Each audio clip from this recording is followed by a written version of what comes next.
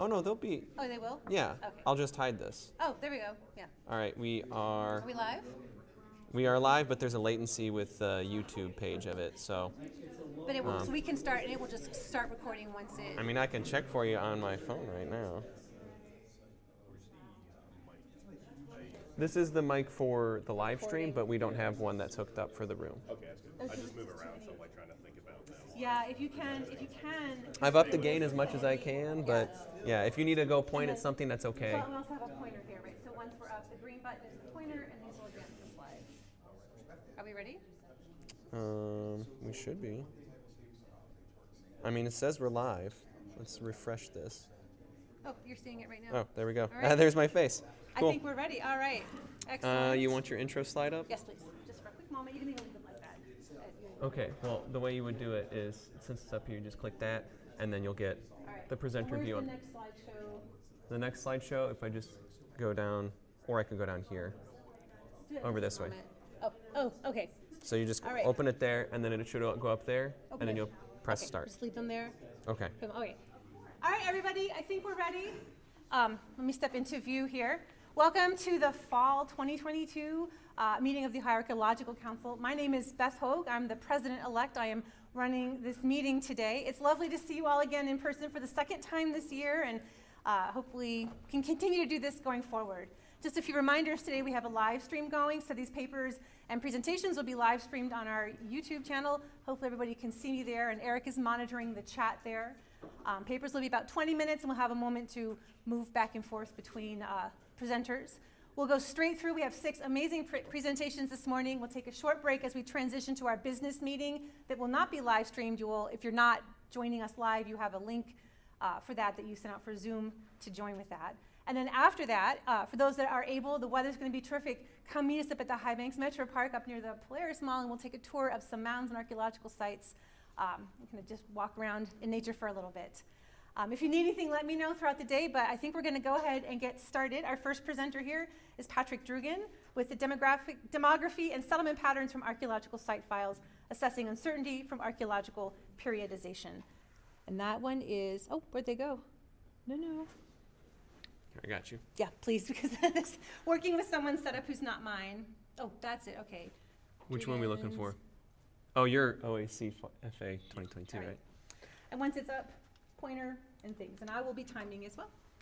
Then there's your presenter view. Do you control the lights up there? Yes. Okay. Yeah. Is that all right for everybody? Bright enough to see, but not dark enough to go to sleep. By saying classic. Oh, is it not? It's not going to full screen. Interesting.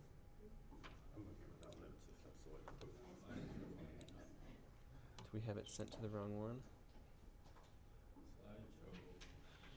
No, the best way to make sure that it'll work. We don't need this second monitor anyway. It was going to that one, not that one. Oh, there we go. Oh, is it up? Yep. All right. Do you need the notes?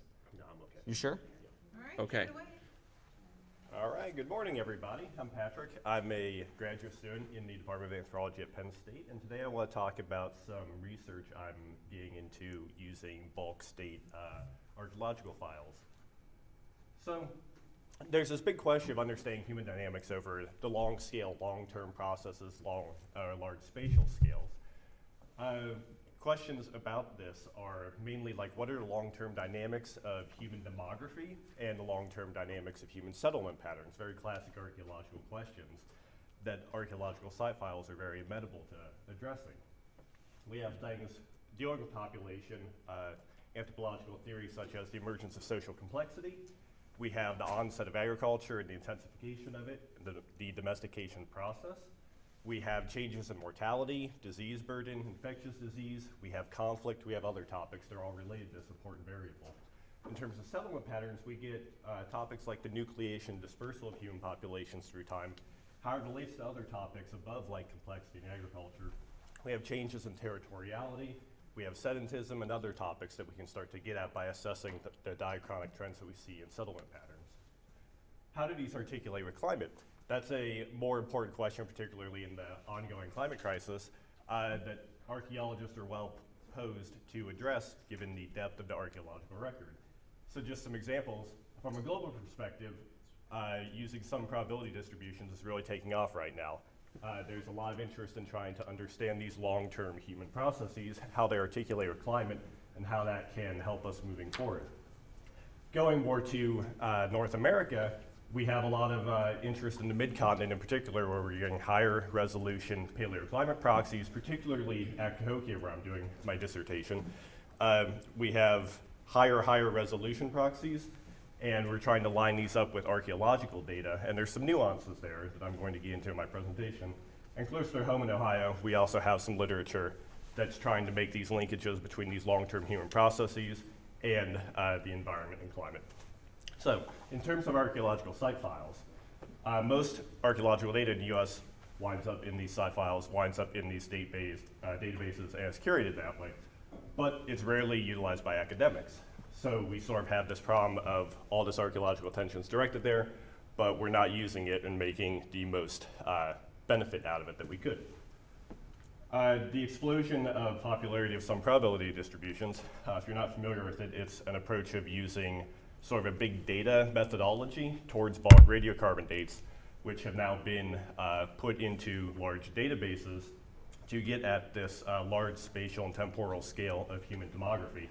That's exploding in the literature, not as much in North America and not as much in Eastern North America, but it shows the appeal to archaeologists globally of dealing with these sorts of topics at this sort of scale with these sorts of data that are closely aligned to SHPO databases. So, right at the front, there are a lot of limitations to using these SHPO databases. There's sampling and representativeness. That's huge. So over here, this is just a random picture of some SHPO, of some site files from the OAI. And without any other real spatial context, I'm sure we can all see that there's patterns in here that probably aren't archaeological. There's a road there, there's a river, there's things that are affecting where we are researching, both in terms of modern development, in terms of research agendas and interest, funding, all sorts of variables that may not reflect the underlying prehistoric patterns that we are interested in. There's also variability in reporting standards and completeness. Different archaeologists have different opinions, and a lot of the data that go into these site files are inherently subjective. And there's also variability in the degree to which people are recording this information. And there's also temporal uncertainty, which is a huge component, and that is what I'm going to focus on in this presentation. Hey Patrick, before you continue, turns out this screen is being projected. We don't have that on there. Can I just? Sorry. Sorry. One small technical detail for the the slides weren't showing up. Screen. Yeah, they're getting a black screen. Thanks to your face, though. Oh, great. They hear what you're saying. Sorry about that, folks. Technology is wonderful until it doesn't do what you want. Oh no, Don't say, oh no. I clicked the wrong thing. It's okay. Oh, that's too big. They're getting on-the-fly editing.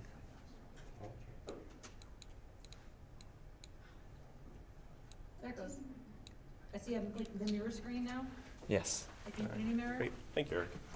All right, so in terms of this temporal uncertainty that I was There you starting go. to hint at, I want to talk about archaeological chronologies and the way that we view time as archaeologists. So we often break things broadly into these temporal periods and phases, and we do that through a combination of direct and indirect dating. Direct dating, radiocarbon dating being sort of gold standard, but often rarely used, and there's questions about whether or not something is contextually related to what we are dating. And there's uncertainty in that process. More commonly, indirect dating, things like stratigraphy, things like diagnostic artifacts, and the temporal span of diagnostic artifacts is anchored into absolute chronology through direct dating.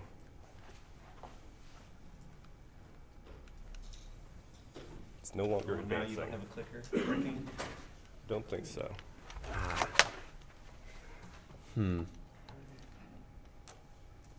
You're on this one. Oh no. Did I just take you out? No longer present. Oh no. It's because Quit saying, oh no, it's fine. It's the trial presentation. Is that right? You're doing fine, and I appreciate the flexibility. All right, try it now. If you can't with the clicker, you can do it. All right. Okay. It was works. not in the right PowerPoint. You have two versions of the same PowerPoint up. Okay. Oh, I love that.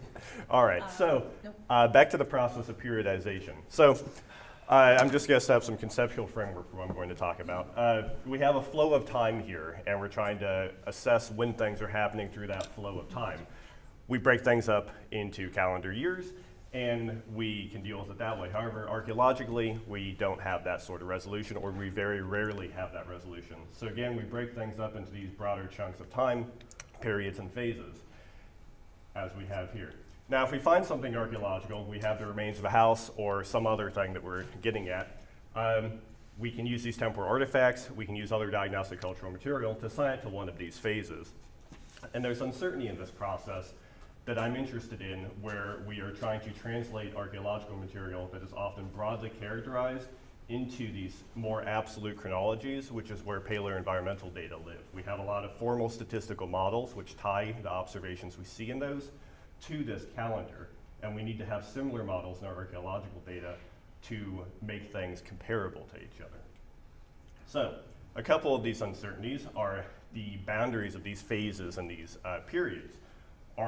We often have them illustrated as these fixed boundaries that are rather discrete, but is it true that we have sort of a disjuncture in these periods and phases, or is it more of a gradient that we see of cultural change?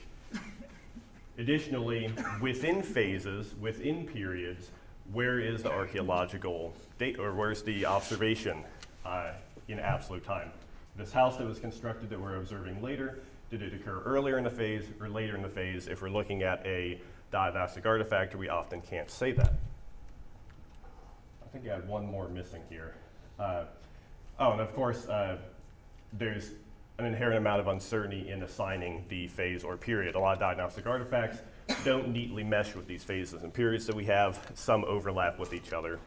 And there's uncertainty also in the subjective aspect of assigning a period or phase to an artifact. So, to get to these periodization issues, I want to put up a couple sort of cartoons. So first, if we have phase assignment uncertainty, so that's whether or not we are looking at phase 1 or phase 2 and making that judgment call about where this archaeological observation is occurring in time. If here's some cultural phenomena that we're interested in over time, and let's say it's increasing in one phase and decreasing in the other phase, if we neatly partition the phase right down the middle, then we're going to get a very different pattern if we decide it's in the first phase or the second phase. The other is within phase uncertainty. So where within a particular archaeological phase does an observation truly arise from? So here we have some more complicated pattern through time. And if we divide the phases here, we're going to get a lot of internal variability here and not internal variability here. The signal's changing every time, but it's doing it consistently. It's going up. So if we are broadly characterizing something as phase 1, we're going to miss out on that internal variability, whereas that might not be as much of an issue in phase 2. The other one I want to talk about is that phase boundary. So if phase 1 and phase 2 are bounded here, but they're actually bounded over here, then we again get very different signals. At first, we may get a sort of clean monotonic increasing signal in phase 2 if we have the boundaries here, and a lot of internal variability in phase 1 as before. But if the boundaries actually shifted over, then we get internal variability in both, and we get a different pattern emerging. So something that we can do to sort of get at these topics is Bayesian chronological modeling, which is also blowing up in the literature. So why? It is a formal statistical methodology for constructing these archaeological chronologies. And importantly, it can incorporate multiple kinds of information, not just direct radiocarbon dates, not just stratigraphy, not just prior knowledge, but a lot of these into one formal model. And this is in contrast to the eyeballing approach, which is the gold standard in archaeology, where we sort of informally in our mind construct these mental models, and then we sort of take a piece of paper and we take a pencil and we draw the line, cleanly right there.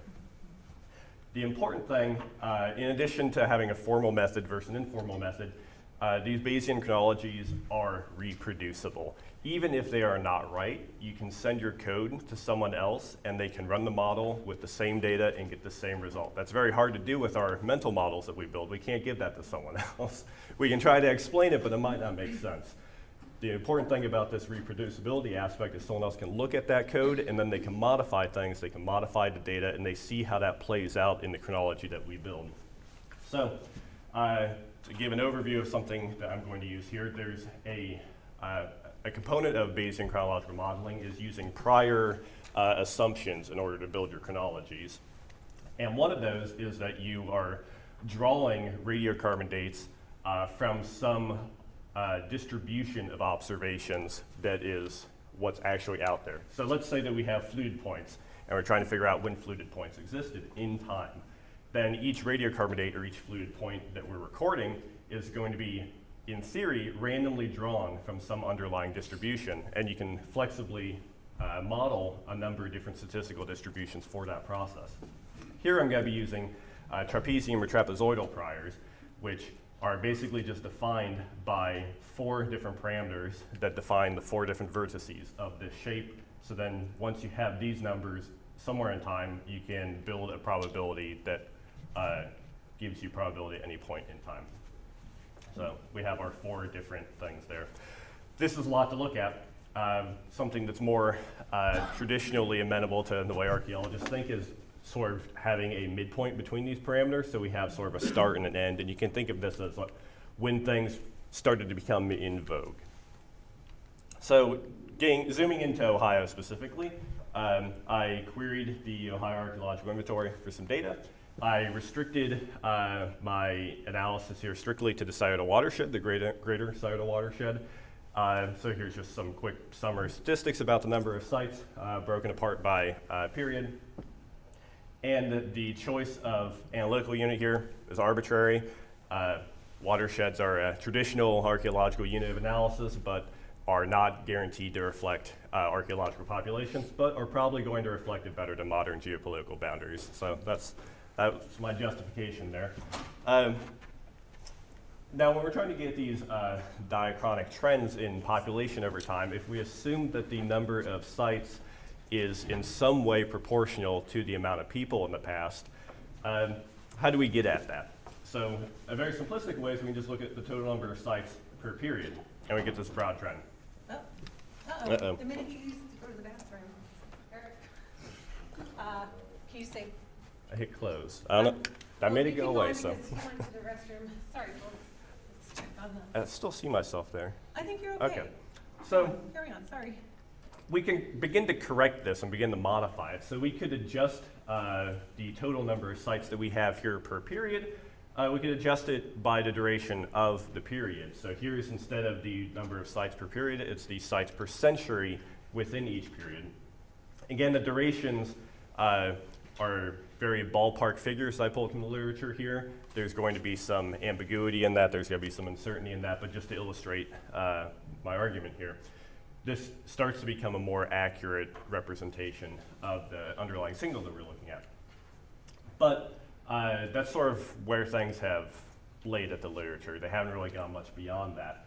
But there is a new method that I was curious about applying to this particular problem, and it's integrating this Bayesian chronological modeling with trying to tackle these issues of temporal uncertainty, and then looking at the bulk number of files that we have. So in brief, we gather radiocarbon dates representing the area of interest. We build a Bayesian chronology, and then we try to use that to randomly assign calendar dates to the underlying sites that we're interested in. So if we think about tackling a single site or a single site file, this is the workflow. So you have radiocarbon dates. In this case, I collected 159 radiocarbon dates, 135 from that watershed, supplemented by 24 elsewhere in Ohio for poorly represented time periods like the Paleo-Indian period, where there are not a lot of radiocarbon dates within this analytical unit. You build that Bayesian model, and then from there, you get posterior distributions, these guys up here. So this is just a way of trying to calculate the error that is in each of those 4 parameters that define that trapezoid earlier. So once we have those built from the Bayesian model, we randomly collect calendar dates from those. So if we pull 4 random calendar dates from those 4 posteriors, then we can build a trapezium prior here. We can build a distribution. Then we can randomly pull a radiocarbon date or a simulated radiocarbon date from there, to assign a year to an archaeological site.